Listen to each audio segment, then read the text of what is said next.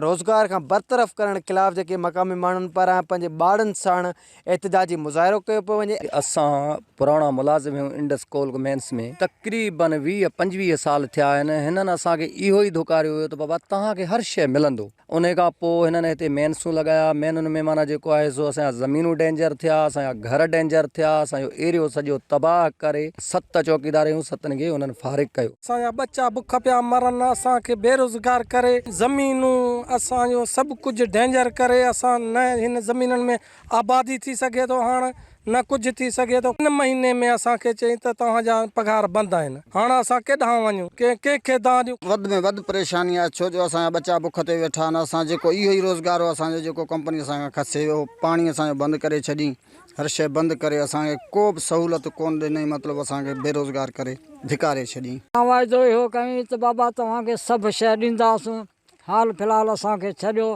बसि तव्हांखे ॾींदासीं, पर ॾिनी ज़रूरु बि कोन। 15-20 साल थी विया आहिनि मूंखे ड्यूटी में, हिननि खे त अञा ई घणो वक़्तु थियो आहे, मूंखे 15-20 साल थिया आहिनि। पर असांखे माना नाजाइज़ करे जेको आहे असांखे पहिरीं चयूं त तव्हांखे हर शइ मिलंदो, तव्हांखे कढियो न वेंदो, हींअर जेको आहे असांखे बेरोज़गार करे छॾियूं। असांजा बच्चा बुख उन ते पिया आहिनि। मां इनखे अपील कंदो चयो त नोटिस वठी असां सां इंसाफ़ कयो वञे। अबू बकर खुसो, KTN न्यूज़, मंजूराबाद।